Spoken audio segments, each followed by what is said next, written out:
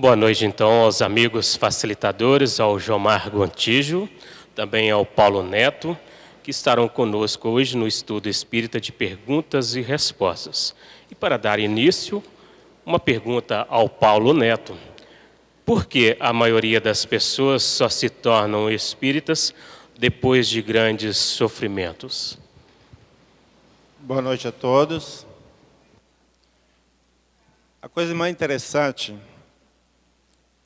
é que, geralmente, as pessoas, quando procuram uma casa espírita atrás de um auxílio, a casa espírita é o último da lista. Tá certo?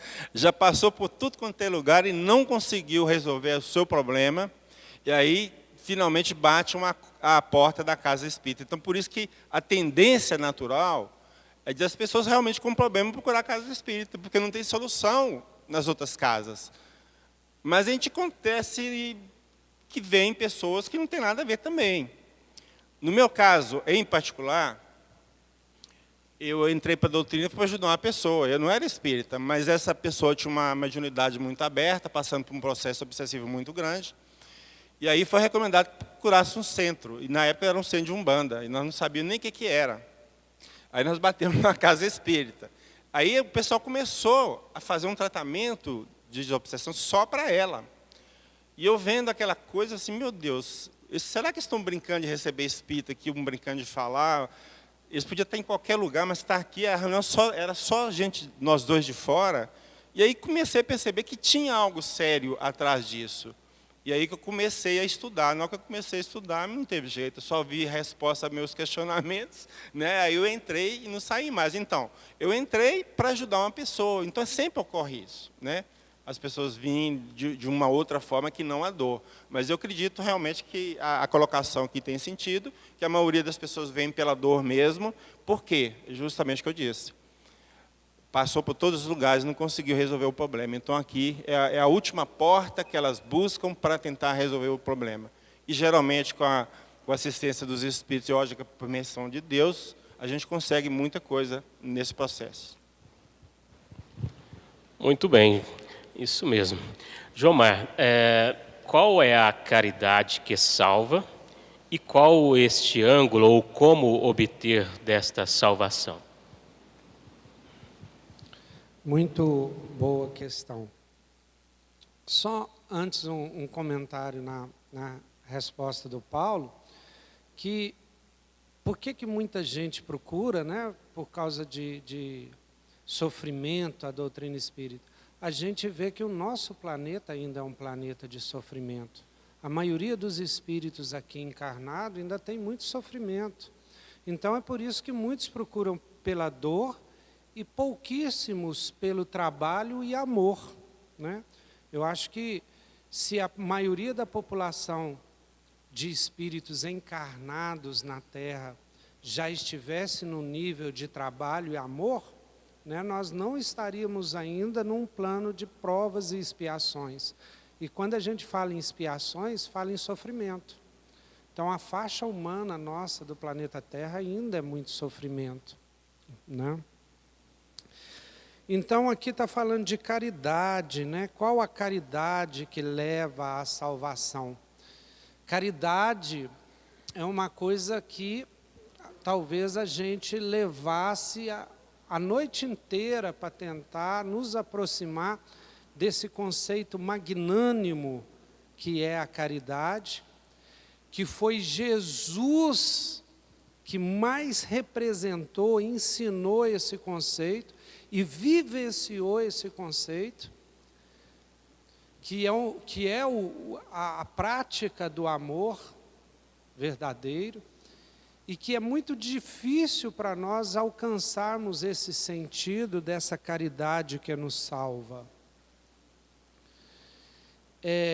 Vamos começar primeiro entendendo o que vem a ser essa salvação, porque na doutrina espírita, a salvação é um conceito bem diferente da salvação que a gente tem no senso comum, principalmente nessa cultura judaica cristã, que nós somos herdeiros através da doutrina católica.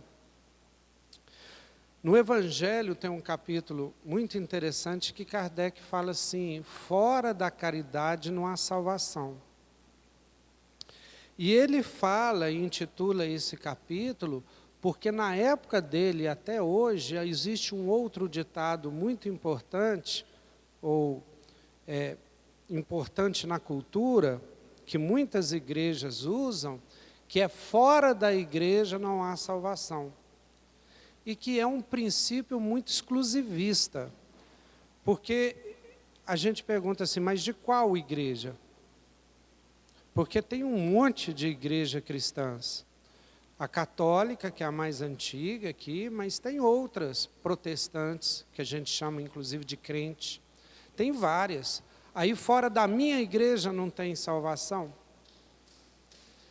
Então, Kardec quer ampliar exatamente porque o Espiritismo, estudando um pouco mais a respeito da divindade de Deus, e tentando retirar de Deus aquilo que Ele não é, percebe que Deus é o Deus de todos, independente da religião que a pessoa professa.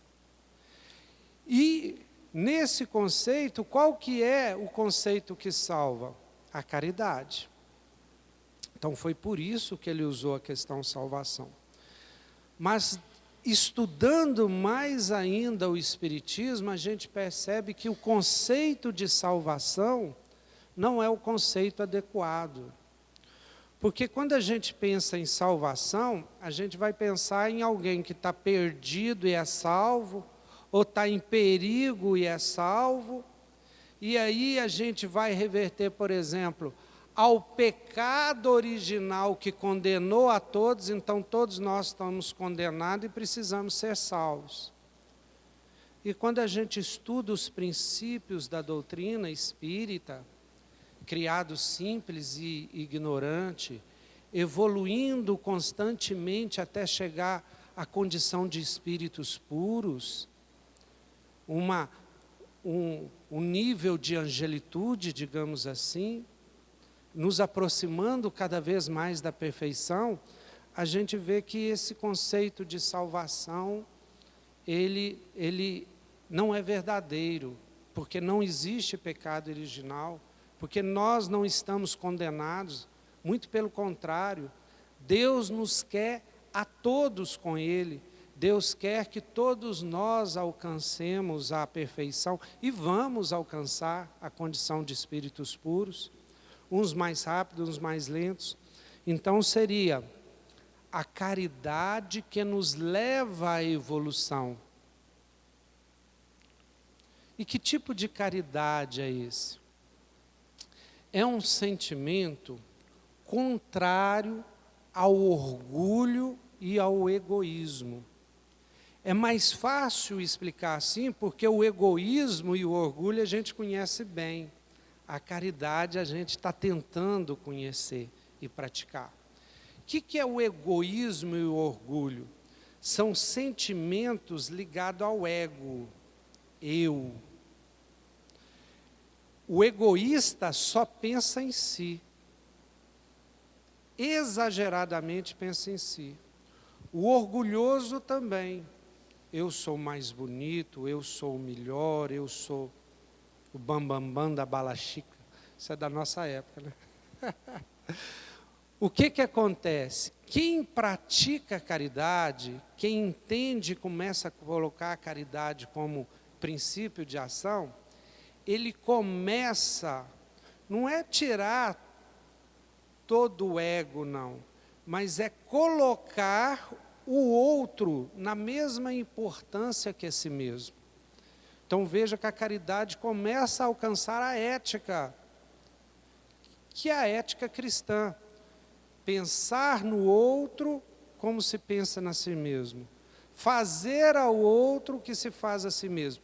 Então você começa a colocar o outro ser humano no mesmo grau de importância que você dá a si. E veja, o outro qualquer. Não é o meu filho, não. Porque é fácil ser caridoso com seu filho, com seu pai, pensar no seu pai com o mesmo carinho que você pensa a si mesmo. Mas Jesus, quando é perguntado quem é o próximo, ele fala, é o desconhecido. É aquela pessoa caída no caminho, como na parábola do bom samaritano. Então imagine, você vê alguém desconhecido e dá a mesma importância para aquele desconhecido que você dá a si mesmo. Essa é a caridade que salva, que nos traz a evolução. Por quê? Porque a nossa consciência começa a sair de uma consciência egóica, centrada só em mim, e passa a ser uma consciência universal, pelo menos universal humana. Então eu começo a me sentir parte da humanidade. E aí, quando um ser humano cai, eu caio junto com ele, porque eu me sinto irmanado, sinto todos os seres humanos como meus irmãos.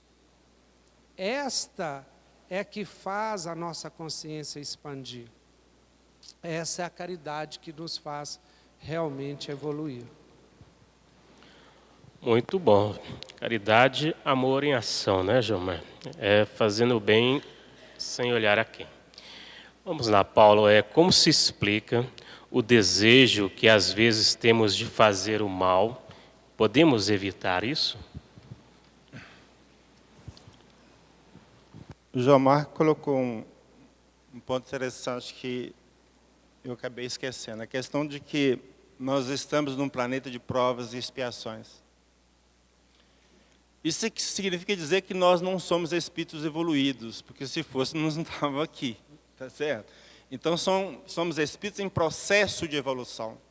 Então muitas vezes nós temos um passado cheio de erros, de falhas, e no linguajar comum cheio de pecados, aos quais vem refletir de uma forma ou de outra na vida atual.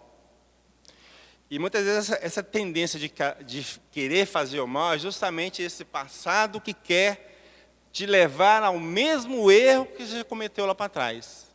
Então você tem que lutar muito contra isso. E não tem como evitar, né? Você tem como lutar, fazer um propósito de reforma íntima, principalmente, e mudar a forma de agir para que essa tendência de trás, do seu passado, não fale muito alto. Aliado a isso, nós temos também companhias espirituais que nos induz a fazer o mal. Especialmente aqueles companheiros que nós fizemos o mal de alguma forma em outra vida, que quer o nosso mal na presente encarnação, quer nos prejudicar, então começa a nos sugestionar ideias meio, como se diz, maluca, para que a gente caia no erro e depois sofra as consequências do erro.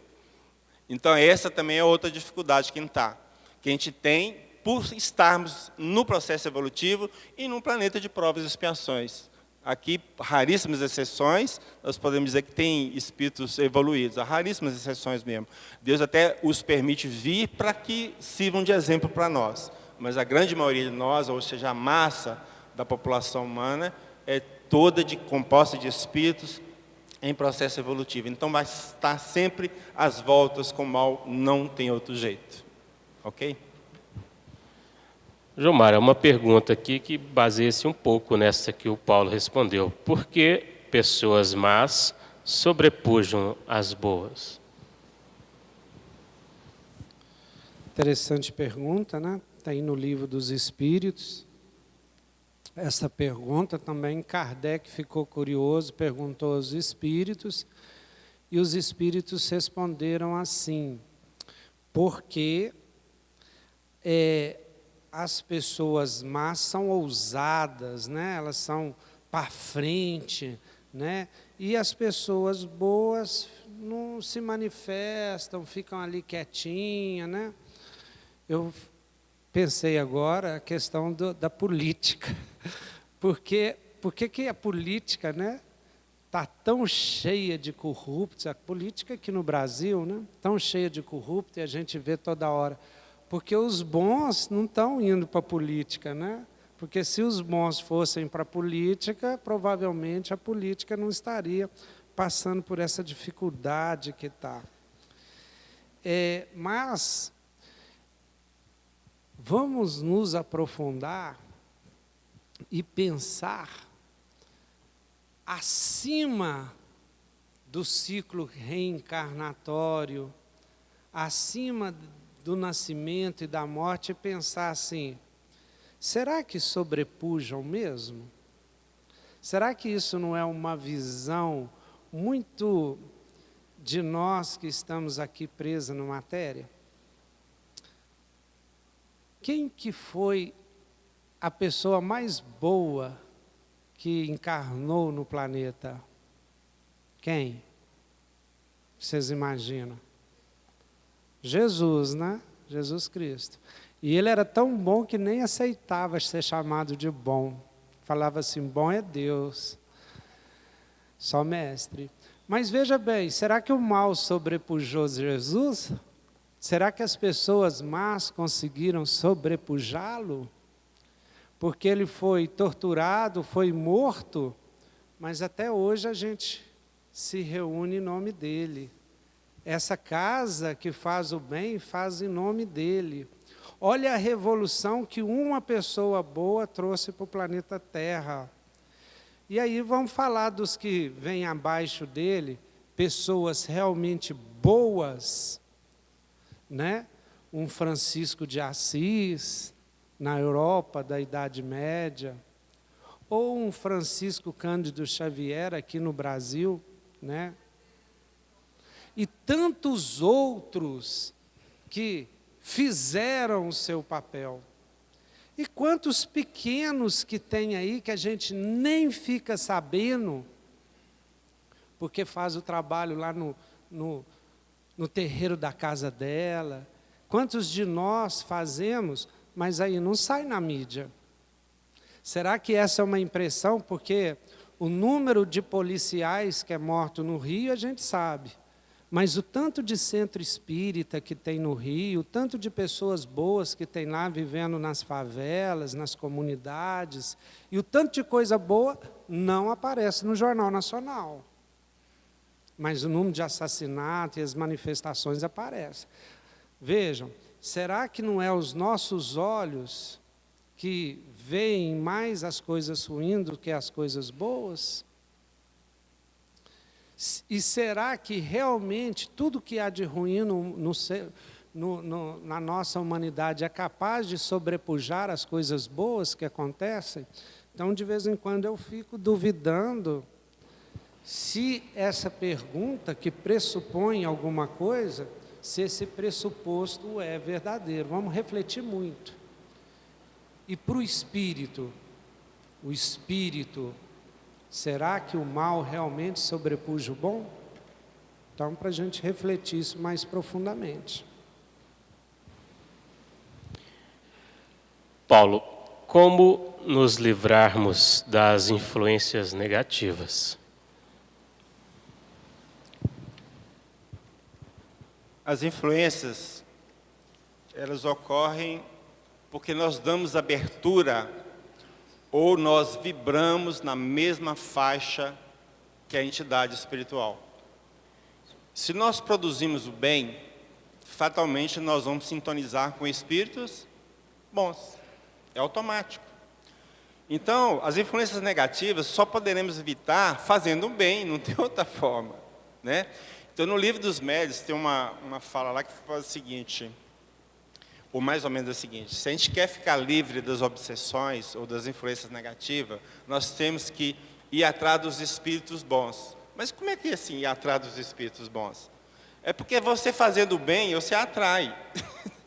Você atraindo os bons, os maus afastam. E você fazendo o bem, a sua vibração eleva e os maus não têm acesso ao seu psiquismo, né? Então, aí volta lá no que Jomar falou, a questão da caridade. Por que a caridade é importante? Por este motivo também. A caridade, na verdade, é a prova que nós amamos ao nosso próximo como a nós mesmos, que é um mandamento de Jesus.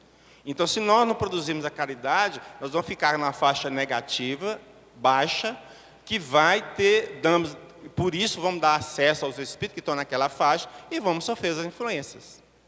Tá certo? Então, o melhor antídoto, vamos dizer assim, das influências, para a influência negativa é fazer o bem, sem olhar a quem. Né? Ok? Muito bem. Lembramos a todos que vocês podem fazer suas perguntas. Basta levantar a mão que providenciaremos um papel e caneta. Jomar, por que é difícil lembrar do sonho quando acordo?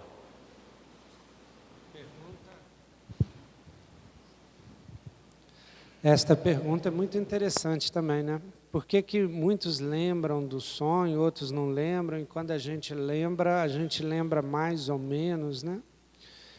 É porque muitas vezes o sonho, principalmente o sonho que é o desdobramento espiritual, todos mundo sabem o que é o desdobramento espiritual? Ou tem gente que não sabe? Levanta a mão, só para ver se eu explico ou não. Desdobramento espiritual é um fenômeno natural, a gente chama fenômeno anímico, porque é da nossa alma, que acontece durante o sono físico. Durante o sono físico, a alma se desdobra do corpo, o espírito sai do corpo e fica ligado ao corpo por um cordão fluídico, muitas vezes chamado de fio de prata, e que os médiuns videntes podem até enxergar. Então não se desliga do corpo, mas o espírito, mesmo encarnado, ele pode participar de outras realidades. Ele pode vivenciar outras coisas no mundo dos espíritos. E no momento que ele retorna, quando o corpo acorda, é o corpo que chama o espírito de volta. Então, quando o corpo acorda, o espírito é atraído por uma força irresistível pelo corpo. E por que ele não lembra? Porque quem viveu aquilo foi a mente extrafísica, foi o perispírito, não foi o corpo físico, não foi essa mente, esses olhos. Então, ou as coisas passam da mente perispiritual para a mente física de forma mnemônica, ou não passa-se nada.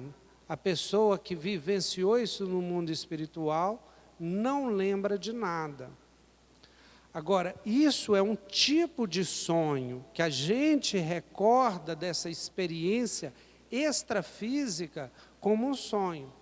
Mas, na verdade, a gente sabe que existe o sonho psicofísico e o psicológico. Que a nossa mente, ela processa necessidades físicas, biológicas e psíquicas durante o sonho, o sono físico. É tipo assim, vamos pensar numa necessidade física. Eu durmo, aí meu organismo ele vai trabalhando e vai acumulando urina na bexiga. E aí eu preciso urinar. E eu estou sonhando. E aí, geralmente, a minha mente plasma sei lá, eu indo no banheiro, né? Ou um riachinho bom para nós homens ali, ou alguma coisa assim, um matinho, sei lá. E aí, se eu não acordar, não tiver o hábito de acordar, costumo até fazer na cama. É uma necessidade física que eu sonhei. Psiquicamente também acontece isso, algumas necessidades que eu tenho, e aí eu sonho à noite. Então é um sonho, só sonho mesmo. O desdobramento tem outras características, e acontece também, tá? Muito bem. Paulo, explique, por favor, a mensagem do apóstolo Pedro. O amor cobre a multidão de pecados. Tem uma passagem do Evangelho, uma pecadora ungiu, segundo um evangelho, ungiu os pés de Jesus, e segundo outro evangelista, ungiu a cabeça. Mas fora a questão, e quem estava lá na casa que Jesus estava, o cara olhou assim, Jesus não sabe quem está lavando os pés dele, como se diz, né? Era pecadora. E aí Jesus vira para ele assim, que os pecados dela estavam perdoados porque ela muito amou. Então, na verdade, o que Pedro fala aqui é justamente a capacidade que nós temos de, através do amor, cobrir todas as nossas faltas. Por exemplo, se numa vida anterior eu tirei vidas de pessoas, nessa vida atual eu posso abraçar uma profissão que eu vou dar vida às pessoas. Obviamente que eu tenho que fazer com amor, né?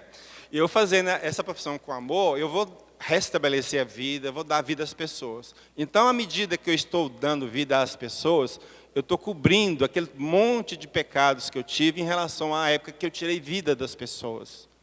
Porque o objetivo da vida é aprender e fazer o bem, não é pagar, nós não somos castigados.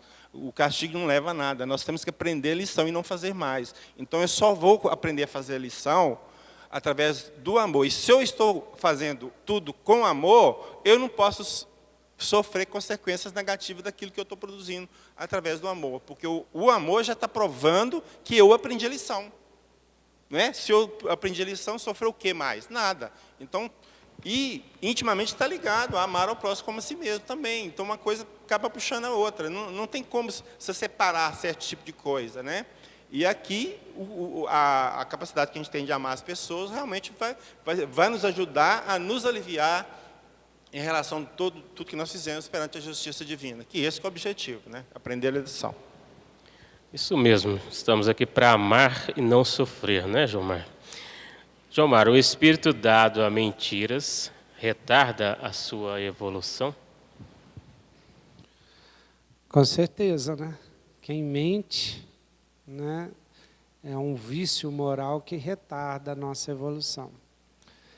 E só comentando ainda essa questão que o Paulo disse é muito interessante, porque a nossa consciência ainda, muito ligada a esses dogmas, a essa concepção, parece buscar o sofrimento como necessário para consertar o que a gente fez de errado.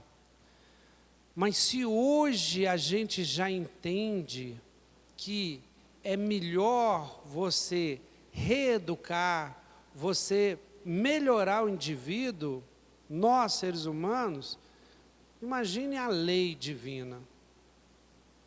A lei divina, ela é muito mais amorosa do que punitiva. Porque a punição por si só, muitas vezes não regenera o executor. Você tem que dar possibilidade daquele ser humano se regenerar. É assim que Deus age conosco. É muito criticado hoje na nossa sociedade, por alguns, o ECA, o Estatuto da Criança e do Adolescente, porque trata a criança e adolescente de forma diferenciada do que trata o adulto. Mas é um modelo de lei que tenta recuperar a criança e o adolescente enquanto eles são crianças e adolescentes.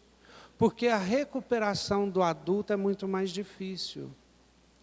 É assim que Deus age conosco. Porque nós, espiritualmente falando, somos criança ou adolescentes. Então, Deus tenta nos recuperar agora, nessa fase nossa transitória. Porque ainda não somos tão agarrados ao mal e erramos muitas vezes por ignorância. E o erro por ignorância, ele é muito mais perdoável do que o erro realmente com maldade. Aquilo que você sabe que é errado e mesmo assim o faz. E a mentira, muitas vezes, pode começar assim, inocentemente. Uma mentirinha ali, outra mentirinha ali, aí fala assim, aquela mentira inocente não vai prejudicar ninguém. Temos que ser muito cuidadosos, Porque quando a gente vai repetindo, repetindo, e aquilo se torna um hábito, depois é muito difícil de retirar. E a mentira é como um arco que você atira, né? A flecha que você atira num arco. Depois de atirado, não tem jeito mais de voltar atrás. É como você jogar um tanto de papelzinho ao vento e aqueles papelzinhos se espalham e você não sabe aonde vai chegar. E nós temos que ser muito cuidadosos com isso. Muito cuidadosos. Porque essa mentira você não sabe as consequências e não sabe depois o que isso volta para você mesmo. E todas as consequências delas vão chegar em nós mais cedo ou mais tarde. É importante analisar por que eu minto. Qual a necessidade de mentira? Uma baixa autoestima? Eu quero mostrar que eu sou melhor do que sou? Então, é vaidade? Olha só, se é vaidade, a vaidade é um vício moral. A vaidade nos impede de alcançar a humildade. É egoísmo? O egoísmo nos impede de alcançar a caridade. Então, por isso que a mentira, ela vai nos impedir de evoluir mais rápido. A gente precisa, então, fazer uma autorreflexão das razões por que eu minto. E depois, aplicar uma vigilância e indo nos vigiando até desfazer esse hábito. Né? E não existe pequena mentira, grande mentira, mentira que não prejudica o outro. A gente não é capaz de determinar as consequências dela. A gente pode contar quantas árvores, quantos frutos tem numa árvore, mas a gente não pode contar quantas árvores tem num fruto. Impossível, só Deus. Paulo, o que o Espiritismo nos sugere em relação à alimentação, especialmente em relação à carne? Falar que vocês têm que cortar o churrasco no sábado, vocês não vão gostar, né? Então, é interessante que Kardec faz alguma observação a respeito desse tema. Eu não vou falar literalmente como está lá, mas ele estabelece uma linha de raciocínio seguinte, que no atual estágio evolutivo nosso, nós precisaríamos da proteína da carne. Mas nós temos que levar em consideração que Kardec falou isso no século XIX. Nós somos século XXI. Então houve um progresso fantástico na questão da própria alimentação, que hoje nós temos produtos que substituem as proteínas da carne de uma forma muito tranquila, sem causar nenhum, vamos dizer assim, trauma, né, ao nosso organismo. E tem uma coisa também interessante. Nós sabemos, né, inclusive já fizemos uma palestra sobre o tema aqui, que os animais têm alma, não é isso? Então, os animais têm um princípio inteligente que um dia, no escoar do tempo, se tornará um ser humano. Provavelmente não na Terra, porque a Terra já não está ainda, já passou da fase de receber espíritos recém-saídos do reino animal, vamos dizer assim. Então, o que a gente percebe? Que, à medida que nós estamos evoluindo, nós estamos percebendo esse lado dos animais, e muitos de nós estão deixando naturalmente de comer as carnes. Não sei se vocês percebem isso. E a coisa fica muito forte quando você percebe que crianças, muitas vezes, recusam a carne, e nós, como pai, fica lá forçando o menino a comer carne. Né? Tem uns vídeos na internet, principalmente no YouTube, fantásticos, de crianças falando sobre carne. Se você assistir, você vai chorar, porque, né, a forma que elas enxergam os animais. Né? Tem um caso do menino lá do polvo, não, esse caso é fantástico, assistam lá para você ver. A mãe querendo dar um polvo para ele, mas esses animais, Quer dizer, uma criança de 5 anos defendendo a vida dos animais é coisa fantástica. Isso mostra que nós, como humanidade, estamos evoluindo. Então, no processo evolutivo, um momento lá na frente, que só Deus sabe quando, nós deixaremos naturalmente de comer carne. Porque não adianta a gente também violentar, se amanhã ninguém come carne. Tá, beleza pura. Tá? Agora vamos pensar uma coisa. Como é que fica a nossa economia? Já pensaram nisso? A nossa economia que movimenta essa parte de carne, de criação de gado, de transporte de gado, de matança de gado, dos derivados do gado, por exemplo, do couro. O que isso representa na economia mundial? Então, nós não podemos parar de um dia para o outro, ninguém come carne mais e pronto. Porque vai ter um reflexo muito forte na economia. Então, é uma coisa que vai ser gradativa. Então, eu vejo isso claramente. As crianças nascendo, né, que estão vindo, né, vamos dizer, nos substituindo, já estão vindo com essa ideia de não comer carne. E fora nós, muitos de nós aí adultos já abraçamos aí essa missão de não comer carne, né? Os vegetarianos, os veganos. Então isso é uma tendência. Então lá na frente com certeza não vamos deixar de comer carne, com certeza absoluta. Muito bem. Jomar, Tomé, quando toca as chagas de Jesus, ele estava no corpo carnal ou espiritual materializado?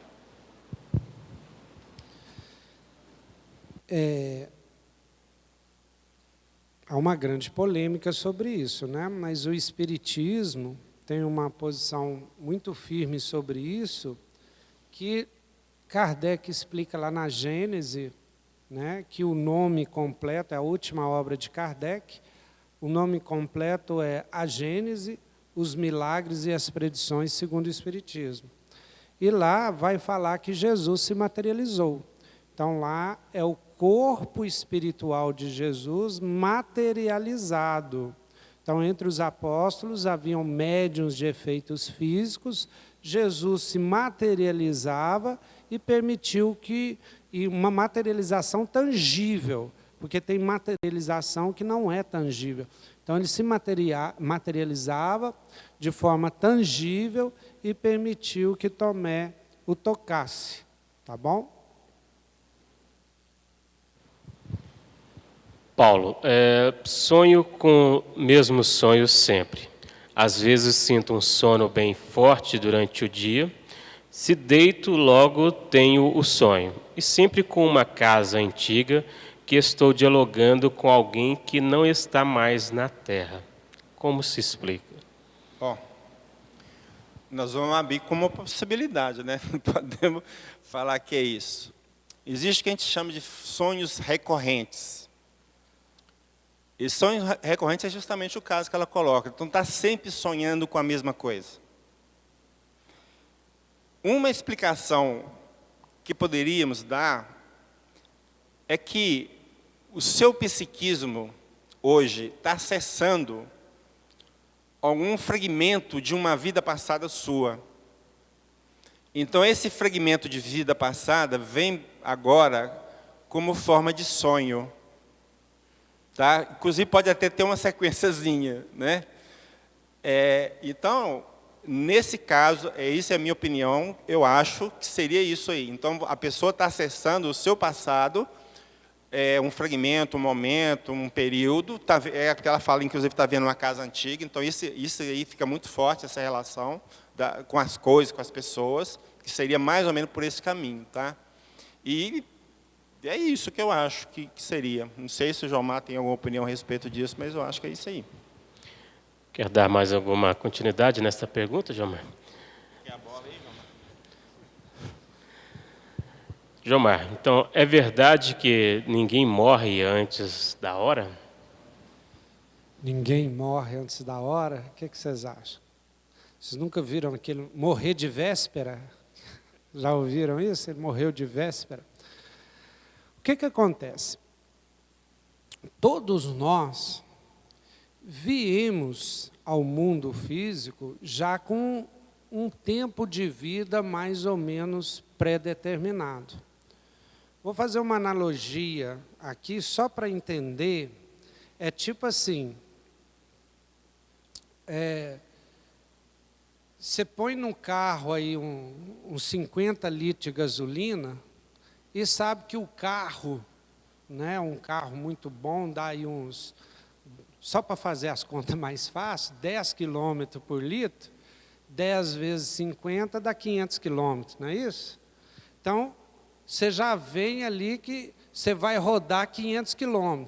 Então, essa é a predeterminação da vida nossa, que os espíritos, esses engenheiros de reencarnação, eles dão conta de determinar através do nosso mapa cromossômico, né, do estudo muito profundo do corpo humano. Eles sabem assim, o senhor vai rodar aí uns 67 anos, mais ou menos. Então, eles sabem realmente determinar isso. E sabem, inclusive, e fazem uma programação do que nesses 67 anos deve ser o nosso projeto de vida. No entanto, é do nosso livre-arbítrio, né, Paulo? Pisar no acelerador de primeira e arrebentar com o motor do carro. Ou ir maneirando, aproveitando as descidas e tal. Então, nós temos o livre-arbítrio. Imagina uma pessoa que reencarna aqui e fuma 4 maços de cigarro por dia durante 30 anos. Não há pulmão que aguente. E ele vai arrebentar com o pulmão, um câncer, alguma coisa, e não vai chegar aos 67 anos previsto. Ou vai ter uma vida toda desregrada, né? Não vai chegar. Então, o que acontece? Depende do nosso livre-arbítrio. Deus nos dá a liberdade até do autoextermínio. Então, como é que eu posso falar? Se eu venho e acabo com a minha vida hoje? Deus nos permite, é uma liberdade que eu tenho. Claro que eu vou sofrer todas as consequências desse ato. Como tudo na vida, as consequências boas e ruins de cada ato meu, eu sofro. Então, eu tenho um tempo pré-determinado de vida, mas eu uso isso com o meu livre-arbítrio. Eu vou culpar, por exemplo, Deus e os espíritos de pegar o meu carro e andar 200 km por hora e fazer ultrapassagem lá em lugar proibido. Aí eu vou culpar, aquilo era projeto de vida minha, eu morrer em acidente de trânsito. Não, isso como é que fala? Sumiu a palavra. Isso é suicídio. Né? A pessoa se suicidou. Imprudência extrema. Né? A pessoa foi imprudente. Então, nós temos que pensar que um dos princípios maiores do Espiritismo é exatamente o livre-arbítrio. E nós podemos, então, usando esse livre-arbítrio, inclusive, estender um pouco desse projeto nosso de vida. Para terminar, só, não sei se você queria comentar, queria? Pode. O que é fatal é a morte, nós temos que morrer. Fatal a morte por enquanto. Nós temos que sair daqui de qualquer jeito. Eu conheci um senhor que frequentava, na época ele fazia um trabalho muito bonito numa casa espírita, um trabalho ligado à área de cura. Tá? E ele, uma certa feita, me disse o seguinte, ô Paulo, eu recebi uma moratória do plano espiritual, eles me deram mais 15 anos de vida. Por quê que ele ganhou mais 15 anos de vida? Pelo que estava fazendo na vida. E os espíritos perceberam que se tirasse naquele momento, a falta dele no grupo, naquele momento, era um prejuízo maior que deixar ele aqui, deu para entender? Então, acabou deixando aqui mais 15 anos, e é o tempo de providenciar outro para substituí-lo. Então, o tempo que a gente fala, assim, não é tão fatal igual a gente pensa. Tem um tempo provável. A gente pode antecipar, pode prolongar, os espíritos podem antecipar, como também podem prolongar, depende do que a gente está fazendo. Só um momento de descontração, mas tem a ver com o assunto. Eu gosto muito do Rolando Boldrin, que apresenta aquele programa Senhor Brasil na TV Cultura no domingo de manhã, né, às 9 horas. Fiz o merchandise dele aí inclusive para os companheiros da internet. Muito bom. E ele conta um caso que ele viveu, já contou várias vezes, então estou lembrando, que tinha um concurso, né, na rádio antiga, e que vinha os senhores mais idosos, quem tinha mais idosos. Chegava um senhor lá, né, bem velhinho mesmo, e falava, o que você fez para chegar nessa idade? Aí o senhor falava assim, eu não bebo, não fumo, né, durmo cedo, né, e tal, quantos anos o senhor tem? 80 anos. Aí vinha outro, e o senhor, o que é que o senhor faz? Eu também não bebo, não vou em festa, não fumo, tal, tenho alimentação regrada, caminho todo dia. Quantos o senhor tem? Quantos anos o senhor tem? 90 anos. Parabéns, tal. Aí chegou um velhinho, né, todo acabadinho, custando a andar numa bengala, né, mais velho de todos, parecia o mais velho de todos, e falou, como é que é o seu nome? Sou Zé, e o que o senhor faz para chegar nessa idade?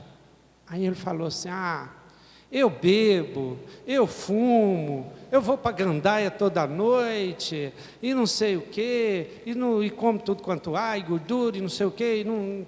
Aí o radialista falou, mas temos aqui um senhor diferente, né? Mas que coisa impressionante.